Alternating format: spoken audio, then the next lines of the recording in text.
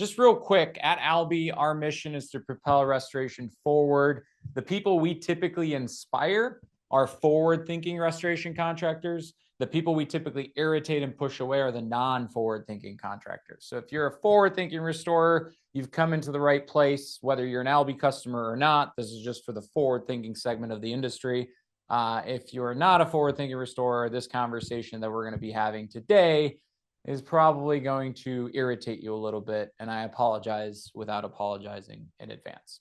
A couple of ground rules before we dive into today's topic that y'all signed up for. We do things a little differently here at Albi. So engagement is actually something that is very valuable to us. The first way you can start engaging is by following the rule of keeping cameras on. Two exceptions to that rule. If you're driving or you're naked, you can keep the cameras off. But otherwise, like I can see everybody here. I could see Matt Sire. I could see Deanna Robbins here, Danny Young. I see you, Zach Martin, Oscar Mendez, Sean. This is awesome. I could see everybody's faces. And it's very lonely here being on a webinar. It's not like in an audience where I can make eye contact with people. So please keep your cameras on unless you're driving or naked. And the second thing is engagement. So Michelle here, who basically runs the show at Albi Restoration Rewired webinars, will be monitoring the chat, and there will be a very special winner who will get a very special engagement prize. You engage by dropping stuff into the chatty chat here. So when we ask you a question, if you can engage, this is great. And then people could start seeing different people's names, and it creates like a little community and movement. So those are the ground rules. And I'm going to start by asking you guys for permission. When you push an industry forward, you typically are going to have uncomfortable conversations that challenge the status quo, and they may come out of left field. So I guess today, my question to each and every one of you guys, as we talk about this concept of the day zero payoff, as we start talking about this big problem that restorers face of cash flow, I want to ask you guys for permission to go deep and to get into like the left field. And it might not be the most comfortable conversation that we're gonna have today. So to have your permission, type in permission in the chat. If we can dive in deeper, let's see the chatty chat. We're gonna go a layer deep, and we got permission. And again, all the stuff that I do, you guys don't have to feel obligated to adopt, right? Consider coming to the Albi Restoration Rewired webinars, kind of like going to a store and purchasing clothing. You go, you adopt a new playbook or a mindset, you try it on, it fits your business, great. You walk around with it. If it doesn't, you just throw it out the window or try applying it again, right? So none of this is really prescriptive by any means. And also full disclosure, because we're so innovative, we may be wrong, right? Like Elon could be completely wrong of going to Mars and we might die on Mars, right? But he's still pursuing that. I could be completely wrong that the restoration industry deserves a better future and we might blow up in the process. So just take that with a grain of salt too. But great. Love that everybody is giving us permission. So I would love to dive in. Now, quick mic check real quick. Everything sounds good? Michelle? Great. All right. Sounds great. Cool. So today I want to talk about this concept that I believe our industry deserves. And at Albi, we basically focus on 3 pain points that every single restorer faces. And those are lead flow, cash flow, and profitability. If I were to distill every restorer's problems into 3 main things, it would be that. And I know that because I own a restoration company. I sit on the board of a couple of restoration companies. I advise probably hundreds of restoration companies through our restoration mastermind program. And obviously there's, thousands of restoration users that use the Albi platform every single day, and we get all that intel. So we believe that every single restorer, big or small, struggles with those 3 things. And when we kind of curate the content for these webinars, we focus on that.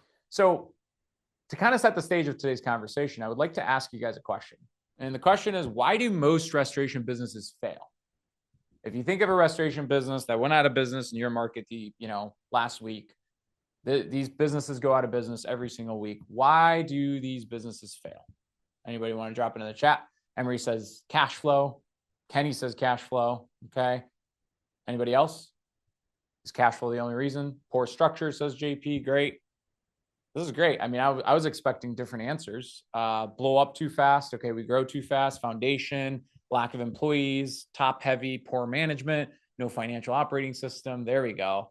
burnout, scaling, cash management, cash flow, systems implementation, accountability, no foundation, no customer service, production expectations, profit, yes, cash flow.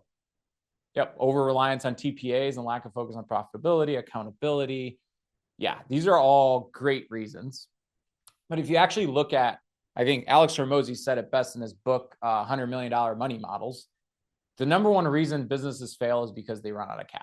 So for those of you guys that said cash flow, ding, ding, ding, that is literally the reason. And we all, a lot of times we focus on, systems and people. And at our Restoration Mastermind Evolve, Zach and I coach people all the time, and Matt and I coach people all the time on people, systems, lead sources, all that stuff. But at the end of the day, if you physically look at what causes you to close your doors and causes you to throw in the towel, it's you run out of cash. And actually 82% of small businesses fail, and that's why they fail. And it's across all industries, right? Like software startups, I can't even tell you how many software startups started in the restoration industry and how many died, and it was because they ran out of cash, right? Death of a business is you lose your heartbeat, you lose your blood, and that is the cash. It's not your people, it's not your systems, none of that. So, and in our industry, it's particularly interesting how historically we've operated, because historically, 20 years ago, 30 years ago, from my, I was never in the industry 20 to 30 years ago. I'm only 10 years into the industry. But when I was talking to like the old wise people of the restoration industry, there was this time where, insurance was this beautiful thing, and the adjuster would come and write a check in the field, and the price of insurance restoration versus retail contracting, insurance restoration was much higher. So we all kind of flocked as an industry towards this concept of insurance and the way we get paid and such. And then what happened was insurance stayed flat while everybody else kind of grew in prices. So to kind of give you guys an example, I'm just building a new house right now, and the price in Xactimate barely covers my cost of the build of my house. And I'm an Xactimate certified trainer. I know exactly how to write the build in there. And when I got bids from like the regular builder, it was like 50% higher. So now within restoration, it's like the first time ever where it actually maybe doesn't necessarily make sense to quote unquote do insurance work. And that's not what we're going to talk about today, but just to kind of put it in perspective is historically the restoration industry said, oh, insurance is less friction. It's easier to sell homeowners. It's more money. So we went to this money model that basically relied heavily on insurance. And now that money model is broken. How many of you guys would agree that it's getting tighter and tighter and more painful and more painful to deal with insurance companies? Drop it in the chat below. Yeah. And I'm not here by any means to say F the insurance company. I think the insurance carriers and such have a really valuable part of our ecosystem, but I am here to say we should start thinking of the game that we choose to play as restorers a little bit differently, given those headwinds. And to kind of paint the story further, I mean, I got to a point when we did $1 million our first year in restoration revenue, my father and I think, I don't know, we were like profiting like 200 to 300,000, and we had about 30 grand in the bank, give or take. And then I'm like, oh, great. We just got to grow the business more and we'll have more money in the bank. And then we grew the business to 3 million the next year, and we still had about $30,000 in the bank. How many of you guys relate to that? Drop it in the chat if you agree. It's like, hey, I thought we, doubled in revenue, but our bank account's kind of flat, or tripled in revenue, right? And I was like, what in the world is happening here? Like, our books are going up. Like, why is the numbers in the bank going up? And then our accountants pulled up this accrual P&L, and they'd show our net income to be like 30% or 25% or something like that, right? So I'm like, the net income went up. But I'm like, man, so it's not an expense problem. I'm like, where's all this money? And then somebody brought up this thing of, hey, Alex, you have this money in this imaginary bank account. And this imaginary bank account is your accounts receivable. It's all the money that people owe you, and you're floating that money. So even though you're profitable and such, you're floating the cash. I was like, oh, that makes sense. We have all that profit, but it's just not sitting in our bank account. We're profitable. We're doing rebuild properly. We're doing mitigation properly. It's just, we suck at collecting. And we had like about a 65 to 70 day turn on receivables at the time. And lo and behold, there's like $750,000 in our AR balance. And that's how much was owed. And this is the reality for every restoration business. If you look at a $2 million a year restoration business, if you get collected on day zero, just like plumbers and HVAC people and everybody else in the industry, a $2 million plumbing business would literally have all that cash, and they would not need to float anything. If it takes you 45 days to get paid, you have to float $247,000. If it takes you 90 days to get paid, it's $493. If it takes you 120 days to get paid, it's $658. So the difference between getting paid on time versus not getting paid on time is literally $500,000 to $750,000 if you're a $2 to $3 million business in somebody else's pocket.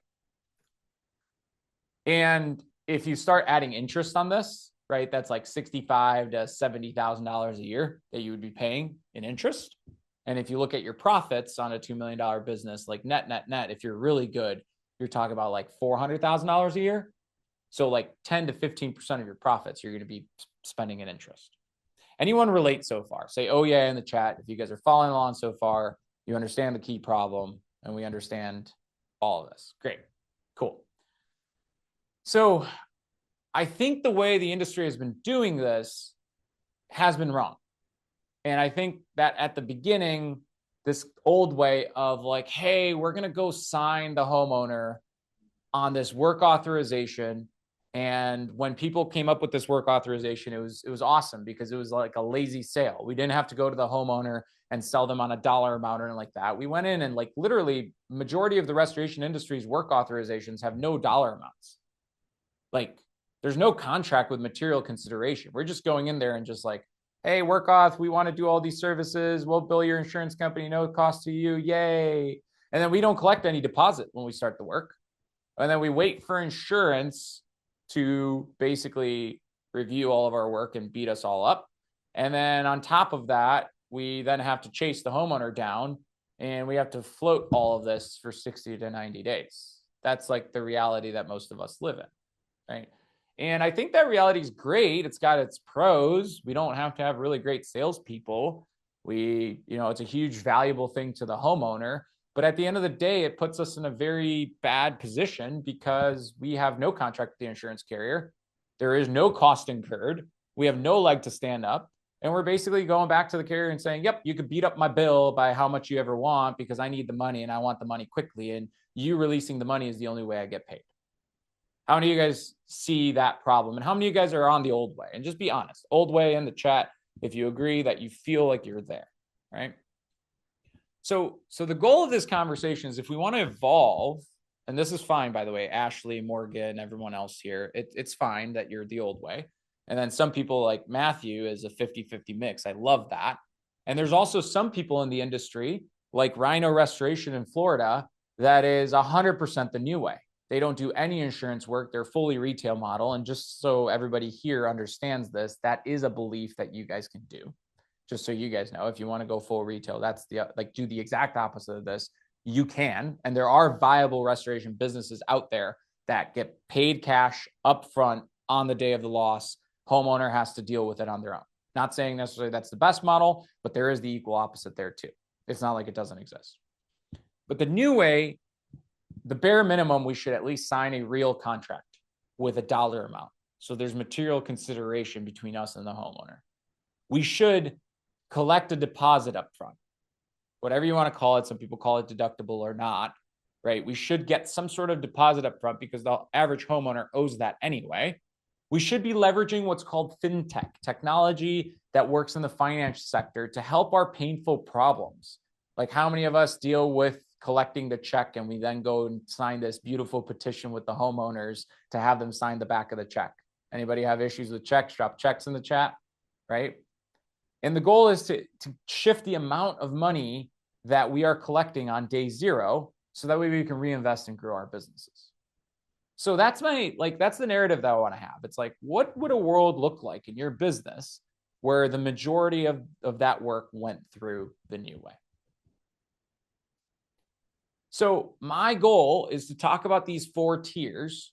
Tier number 1 is La La Land, right? Some restorers actually do it.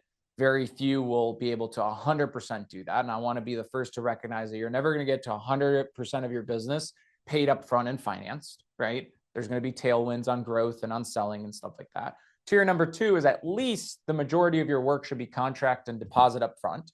Tier number 3 should be, okay, fine, you maybe didn't collect the deductible up front, but you have some sort of technology moving your payments forward. And tier number 4, sure, that's the devil that you might have, like you'll do some TPA work or whatever, and you can't control any of that. But the goal is for you to move up the percentage of work and how you get paid up to tier number 1. And sure, you could die trying to get to 100% retail, and you might never get there. But how many of you guys would agree that your business would be drastically different if you got 50% of the way there? Let's see it in the chat. If you got 50% of the way to where homeowners paid you up front and there was no more insurance, half of your revenue was that way. And then the other half, you had 25% of it contract plus deposit, and the other part, there you go. Huge difference. So that's the conversation that I'm trying to have today. It's like, how can we move jobs up and move them as much as possible? So in order to do that, we're going to dive through each one of these pyramids. And yes, it might be hard, and you are listening. How do you collect up front? We're going to talk about that. So the gold standard, and again, to be clear, I coached a client in Seattle that went from $0 to $3 million on most of it being this way. I know of another company that went from 0 to like $2.5 million in Florida by doing this exact same model. And the concept is you go in just like our brothers and sisters within the trades, and you essentially say, hey, here's our price to do the mitigation work, because you should be able to know what that is. And you write up a quote and you get a contract signed and you ask for a payment up front. And from there, you can go into financing if the customer can't afford it. So the customer pays up front in full. You get paid immediately. You have zero receivables risk. I understand the people in the chat that are going to say this is pretty hard, because obviously it's easier to sell a customer on the flip side. But what I would say is you could always start with this and then downsell your way backwards. And I'll give you guys an example here. But the average American has purchasing power for the average loss of their home. Like the average American can go right now and buy a $10,000 to $15,000 vehicle and get it financed at the dealership. The average American can do that to their home, and their home is their most valuable asset. If you look at how insurance policies are written, insurance policies, if you look at the language, it's we will reimburse you for the cost incurred if something that's one of these covered perils happens. And because of the fact that our homeowners aren't incurring the cost and we have this estimate, is where we're opened up as restorers to get beat up. It's the hardest thing to implement. Don't get me wrong. There's a sales cliff. There's creative ways to do it. And I will do on the next webinar, we'll do a sales training, and we'll bring Chris Freshen, who spoke at our last Evolve Restoration Mastermind event, on this concept of value stacking. But if you've got a really good in-home sales force, you could do this. And the reason I know this is our partners in crime, our brothers and sisters in other industries are doing this. So the same example happened in solar. Solar used to be an easy industry to sell solar panels because you played on government credits, and then the credits went away. Did solar businesses go out of business? No, they pivoted to retail. Our brothers and sisters in the roofing space are doing the same exact thing. Roofing ACV only payments are happening on insurance policies. Deductibles for wind and hail are going up. And before, there was the storm chasing roofers, and all they did was insurance work. If you look at that entire industry and you go talk with damage restoration roofers, they have switched over to a retail model. And the ones that are winning, they're moving over more of their blend to retail. And then on top of that, look at this story. And the reason I put this picture up is it's a real world example. I had a water loss. That was a $15,000 water loss. It was a sewer backup in a basement. And it was a collapsed drain pipe, and the water backed up into the basement. And the plumber charged $20,000 to excavate down to the pipe and fix the pipe, and then put all the dirt back and so on and so forth. And he gave me that bill. And I wanted to do the plumber a favor and get the plumber reimbursed for said work. And I was really smart. I told the plumber, hey, you should split it up into how much of the work was excavation and getting to the pipe and how much is fixing the pipe. And the plumber just did that. It was like $20,000 total work. $19,500 was digging down to the pipe and putting the dirt back. $500 was to fix the pipe. Because if you really look at it, that's how it is. And obviously insurance covered the $19,500. They didn't cover the $500. So I went in, I grabbed the plumber's invoice. I put together my Xactimate invoice, and I was fighting with the insurance company. And like 60 days later, I felt like a champ calling that plumber back up. I'm like, hey man, I got good news for you. He's like, what? You know, on that Johnson house, I got you paid. I got you paid the $19,500 in full. He's like, what do you mean? I'm I'm like, yeah, I fought with the insurance company and stuff like that, and I got you paid, and I got my $15,000 mitigation job paid in full too. He's like, oh, well, great, I already got paid. The plumber got paid day 0 because that's how plumbers do. Like, no plumber waits until the insurance company pays them. And if you look at most of our work, a lot of it's reimbursed by insurance. And if you look at a plumber bill, when you go to the insurance company, it's like, adjuster can't really fight much. It's like, it's cost incurred. This was what the cost was. We hired a plumber, they did their thing, and so on and so forth. So that's why I know this works. And we've had plenty of cost incurred claims. And if we can get the homeowner to pay up front, again, it's hard to do. There's ways to get around it. But if the homeowner pays up front, it makes it easier for everybody else because it is cost incurred. So that's like tier 1, which is the gold standard. Have you looked at average number of homeowners who have a HELOC set up for emergencies? No, I haven't looked into that, Greg, but we are looking into building a product that's very similar to that. But yes, the average homeowner has purchasing power, has equity within their home, wants to protect their homes. I would say that if you guys just start offering this day 1 and start your sales process working down the pyramid, you guys should see a 10 to 15% lift in just tier 1, just by changing your in-home sales process. So then we go to tier 2, which is the sweet spot, right? So tier 1, let's just say 10 to 15% of your jobs go that way. I think, Chris, no, the insurance company didn't pay twice. The insurance company sent a check to the homeowner and it basically reimbursed for the price. And then the homeowner had a financing contract with the plumber. Real quick, let's go back to that. The value of that, the homeowner now has $20,000 that's financed at 0% APR, now gets the insurance check. Now they could do whatever they need with it. So what's the data on vendor approved MIT versus non and sale disadvantages of others that don't institute? Emmett, that's a great thing. Vendor approved versus not vendor approved. Everybody thinks vendors are a huge part of the market. We just did this big study at Albi. We spent about $300,000 on it. Vendor work does not make up more than like 15 to 20% of the industry. So it's just this vocal majority because all the vendors get together in the rooms. But if you look at it, the majority of restoration work is owned by the person who gets to the customer. And if you look at the most successful restoration companies, they're not TPA companies. They build strong relationships with plumbers. They have huge online marketing forces. They'll build relationships and get work, and they're the first to the customer. If you look at who's the first to the customer, it's typically the restorer and or the plumber. It's rarely the insurance company. And just go look at the fact that there's $80 to $240 billion worth of work in the restoration ecosystem. That's a fact. And then go look at Contractor Connection and Alacrity and go to their conferences. They'll basically brag about how they brought $800 million worth of work to their network within a year.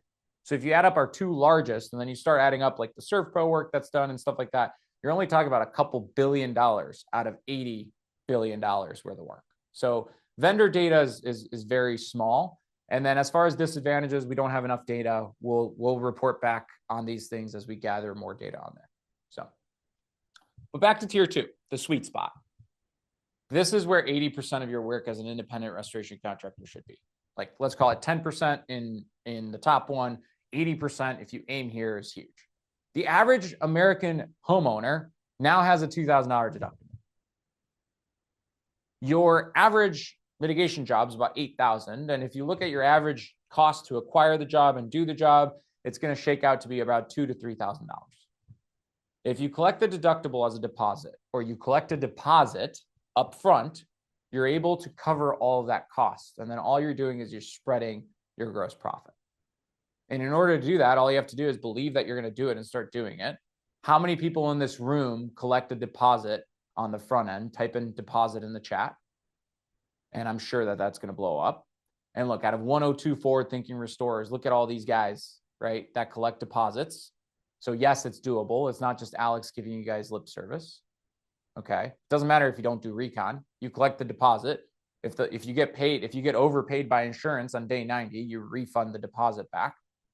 But you should collect a deposit, and you should dictate what that average deposit is, right? $2,000 to $3,000 to $4,000, I think, is reasonable. I'm leaving all this equipment on your job site.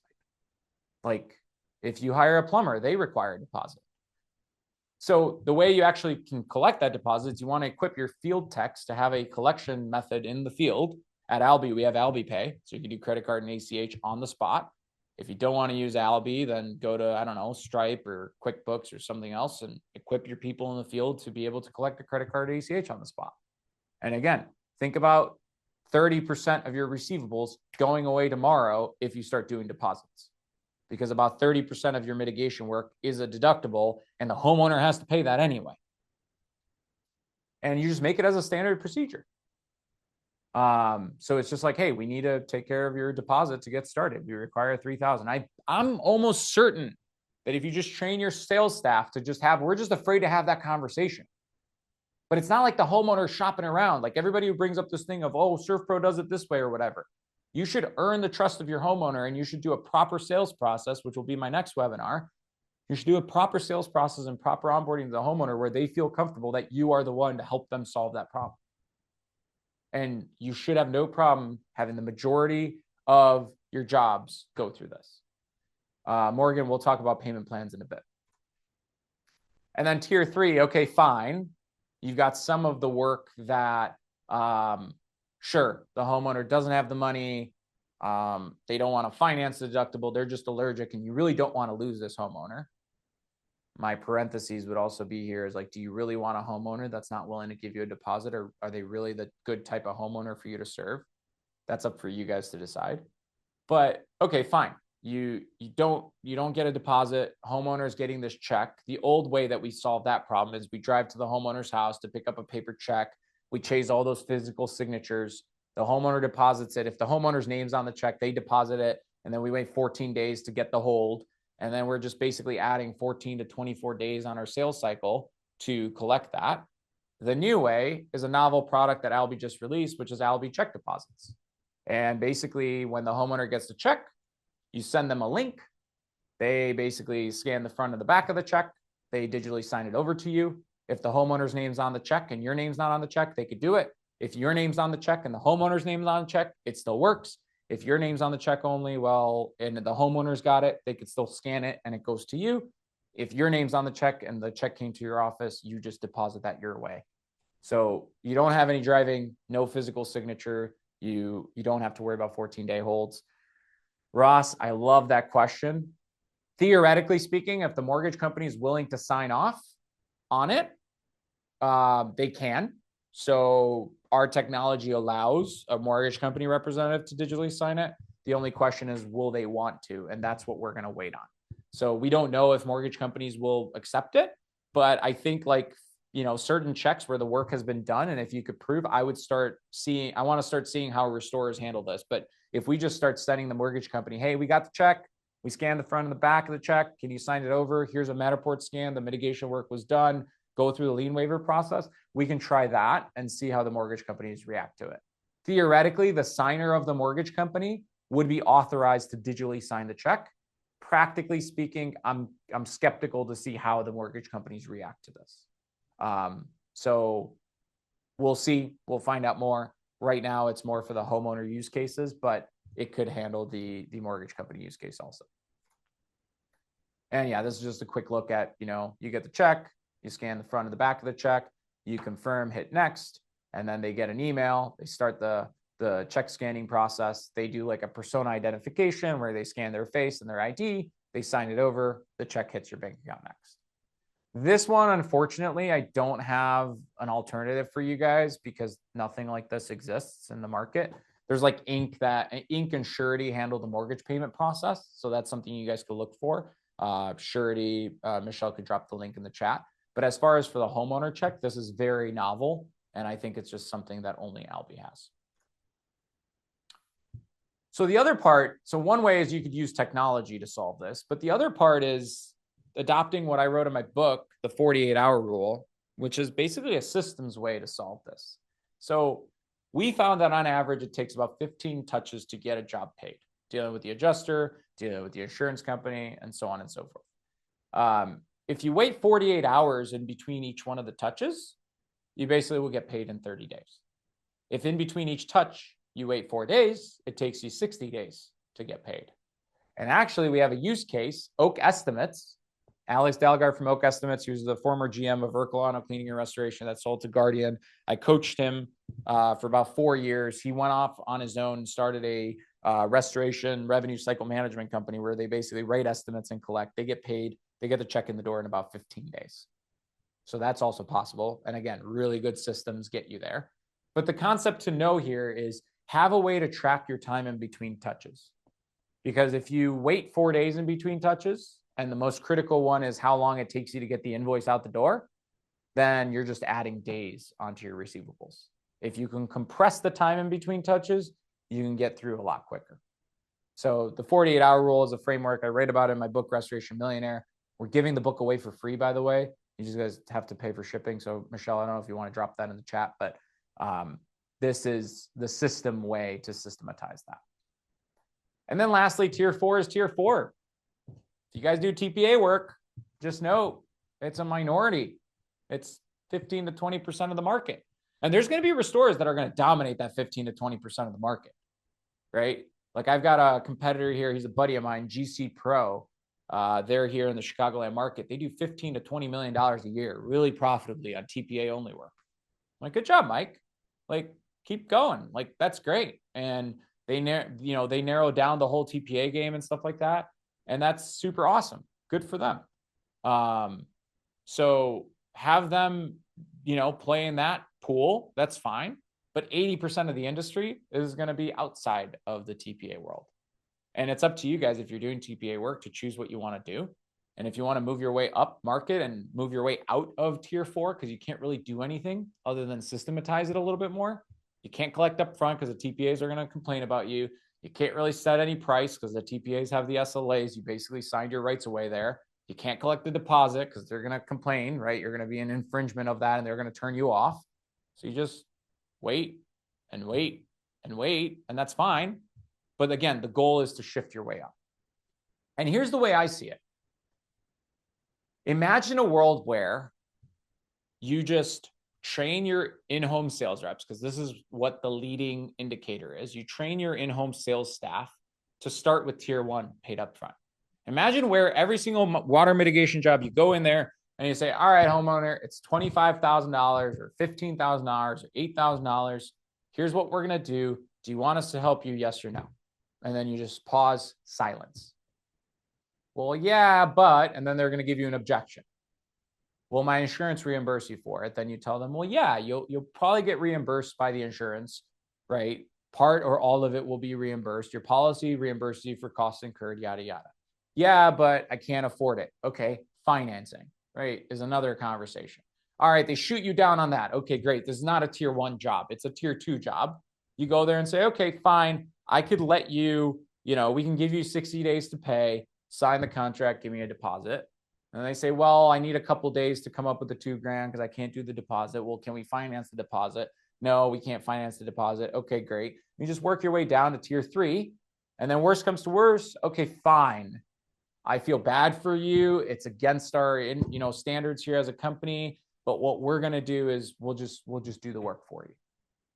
And just shifting the conversation to where, and maybe you reward a higher commission rate to in-home salespeople that get you tier 1 jobs and you don't reward them for tier 4 jobs. This isn't about like all or nothing. This is about shifting the jobs up tier by tier by tier.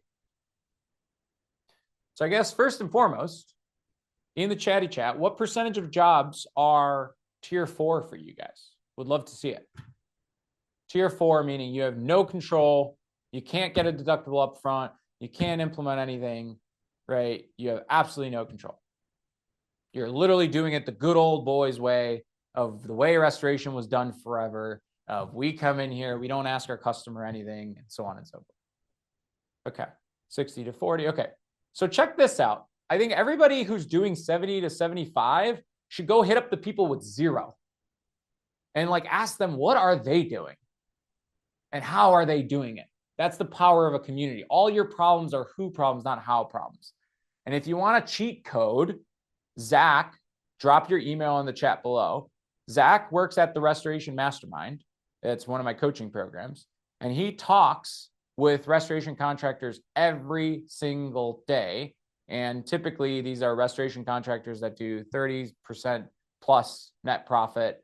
They're badasses. They're growing their businesses from like 0 to 15 million in a short period of time. So hit Zach up and just ask Zach to introduce you guys to other people, right? So it's either go find these people and talk to them. But as you can see, even on this call right here, Erica, 0. Matthew, 0. Rod says most. Amir said 5. Ross said 0. Emmett said 60 to 40. Robert said 50%, most, and so on and so forth. For those of you guys that have a high percentage in tier 4, just think of what would it look like if you just moved 20% of those jobs up 1 tier. And it's not that scary. It's just like, okay, I now have at least the contract and I have some sort of systems and tech to get paid faster. And imagine if then you took all your tier 3s and moved them, 20% of them up to tier 2. And imagine if 20% of the tier 2s moved up to tier 1. That's it. Like, that's the job to be done. And whenever I preach these kinds of things, right, the number one pushback I got even at our restoration company, Greg's here with Remextera, number one pushback I get is like, man, we can't piss off all the insurance agents or whatever and go 100% this way. It's like, it's not about going 100% one way or another. It's just about moving slowly in a direction. It's all about the game that you choose to play. And as a restorer, you have the choice. And what I want to shine light on is the fact that there's restorers in this chat that made a choice.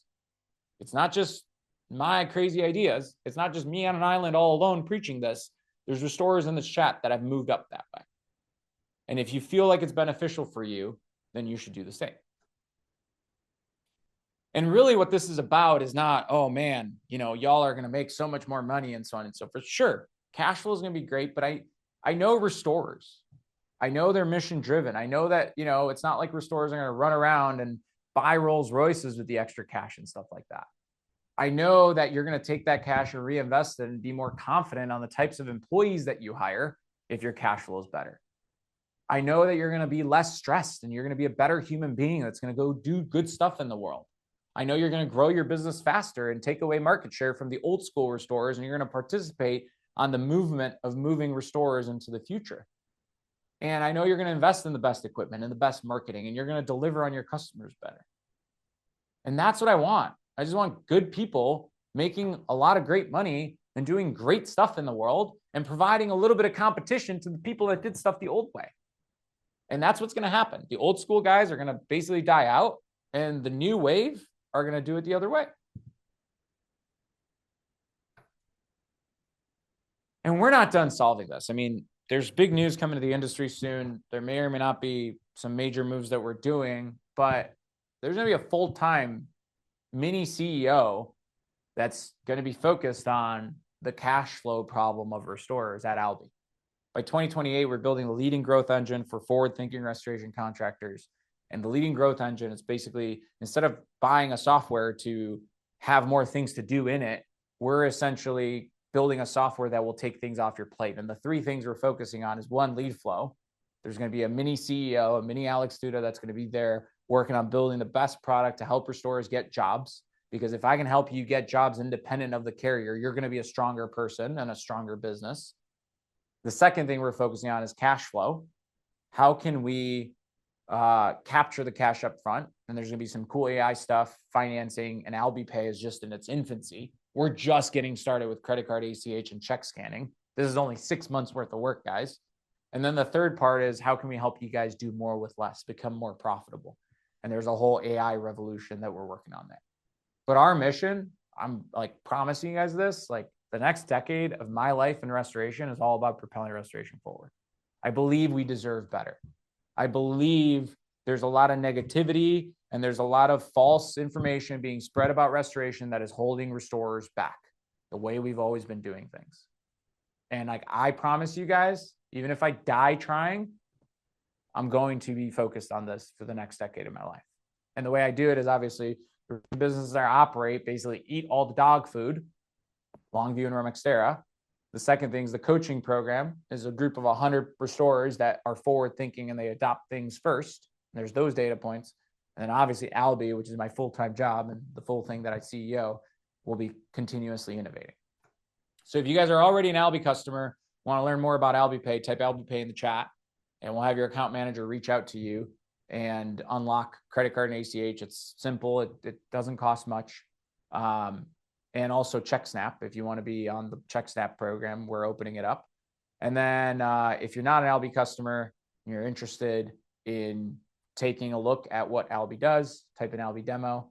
And then for everyone else, like, just follow us. If you read Restoration Millionaire and follow our YouTube channel, I guarantee you're going to get value. There's so many people that have just been following along and they don't buy anything. They don't pay us a dime. That's cool. No strings attached. So stop being the insurance company's financing company. Get paid day zero. The restorers who get paid first will grow first. I guarantee you. 5 to 10 years from now, the restorers that are crushing will be those that figure this out. And then these are our socials.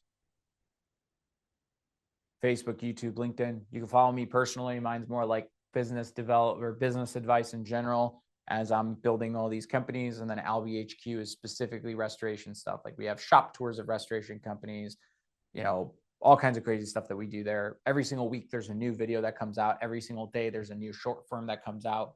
And again, shout out to the team. I couldn't do it without them. So with that, again, if anybody has Albi Pay, Albi Demo, or wants to learn more about the Restoration Mastermind, drop that in the chat.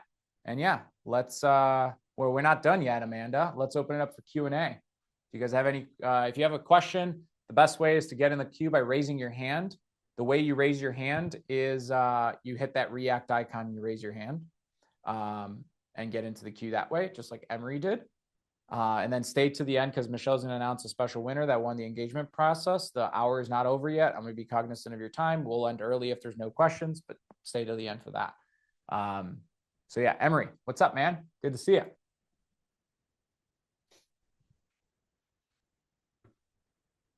I think we have to unmute you. Sorry. Give me a sec. There we go.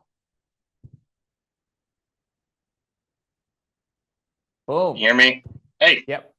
Hey, so my question was on the tier one sort of projects. How does that work when you have scopes of work which are difficult to determine? So for instance, we just had a project where it was, looking at it, it's probably going to be about $3,000, but as things went on, it was a $10,000+ job. Yeah, I love this question. And I would say that why was the project different, that $7,000 delta? What was the difference on that project? Basically, the water got a lot further than we were initially anticipating, just the way the flooring worked. It looked like it would have been the kind of flooring that, it was only 100 square feet, but it ended up affecting the whole home. Yeah. So, I mean, there's two ways to handle that. I think one, would you agree that that's a minority case, first of all? Like the majority of the time, we can pretty much go into a job and see what's wet and what needs to get done, plus or minus a couple of days of drying and equipment. Sure. We won't have a scope creep, right? Right. In that case, I think you would go back and do a change order with the homeowner and be like, hey, look, like if you want to be Mr. Retail Restoration, you would do like what the HVAC guy does when he goes into the furnace and tries to change the furnace and then realizes that there's no compatibility with the coil in the furnace. He'll go back and say, hey, how would you like us to proceed here? It's going to cost this much. And I would just go back and resell the homeowner on that. And I think regardless of if it's insurance or not, or whether we're billing insurance or not, we should do that and like sign a change order. And I think that could be relatively easily done in that specific case. In the other cases where it's like, oh, it takes an extra day, like I would just give that to the homeowner. Like, if it's 3 days versus 4 days of drying, I'd rather get paid up front and financed and cost incurred and lose out on a day of drying than, it drives me nuts when I see people in Rebels doing like the little screws in the floor plates and trying to milk 15 to 20 days of drying out of, insurance companies. Like, no, like let's keep it simple. Let's get out of the job. And if it takes an extra day, it doesn't cost us anything to have that equipment there. Let's just make the customer happy. Does that help? Makes sense. Yep, absolutely. Awesome. Cool. For Emery. Oh, we do this thing, fingers to the camera instead of clapping. That's an evolved thing. We'll do it here. We'll give him fingers to the camera instead of clapping. You can't really clap via Zoom. So, all right, Rod. Got some horsepower in the meeting. Let me ask you to unmute here. All right. I don't know about that. Thanks for Thanks for the webinar. I always learn quite a bit when I listen to you and from everybody else on this call. I have a very process focused question. On one of your slides where you had the average restoration bid or mitigation bid at $8,000, Yep. you had a $2,000 deposit. With being an Albi customer, are you saying the capability of the credit card for the $2,000 deposits there, and then you use the check endorsement for the remaining balance of the 6,000? Is Correct. that how you piece both Yeah. together? Correct. Yes. Okay. And then where does someone like Oak Tree come into the mix with that process?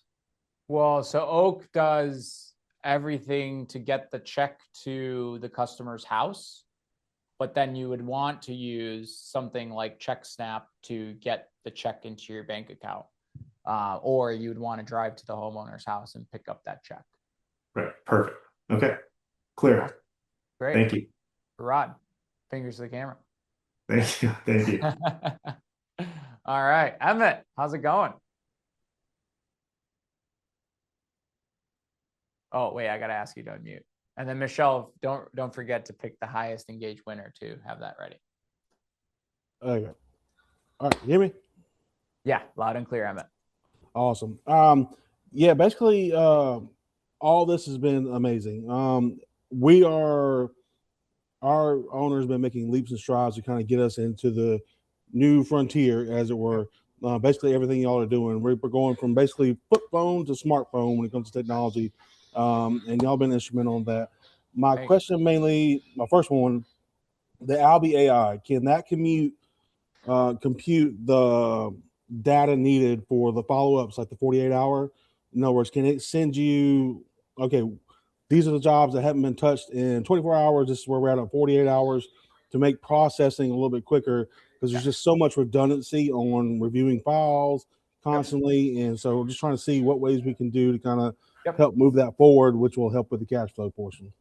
Yeah, so there's two solutions to it. One is with Albi Analytics, you could just set up a dashboard to like average time that the project sat and then see a report that way. But with Albi AI, you can train the bot and you could tell the bot that for emergency service projects that are in the receivables status, I want to make sure that that file is checked every single 48 hours. And if that's not the case, flag the project as red. And what Albi AI does is it takes your thousands of projects and it splits them up into red, yellow, green.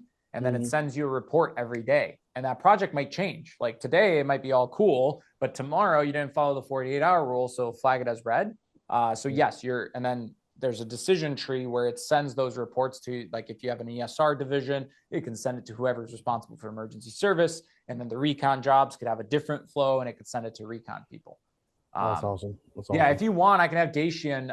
He runs our AI program here at Albi. I can have him reach out to you, no pressure, and like show you around. And then if no, that'd be great. Like I said, anything can help, especially with the going from the tiering system, because we've already got, when you're bringing especially new employees, obviously sales and trying to sell, the closing rates are going to be lower. And then so you kind of have that scare of, okay, if we start changing processes and start accepting, or requiring deposits, then that's scaring customers away. Like I said, I'm not really so much worried about the insurance portion, but the actual just getting the day-to-day coverage, because we have almost as equally amount of insurance as we do self-pay customers, which we're doing the deposit system on that one. Yeah, and so that's why we kind of have a little bit of a different dynamic as opposed to fully insurance. So that's awesome. Like I said, so all that, like I said, just getting information on that's gonna be awesome. Yeah, I would go talk to plumbing and HVAC people, and specifically the premium plumber and the premium HVAC person in your market, and ask them what their close rate is. I don't know if Chad with Homeway Construction from Memphis is in here. Chad, I know if you are, just hit, hey, I'm here, or whatever, or drop your email in the chat.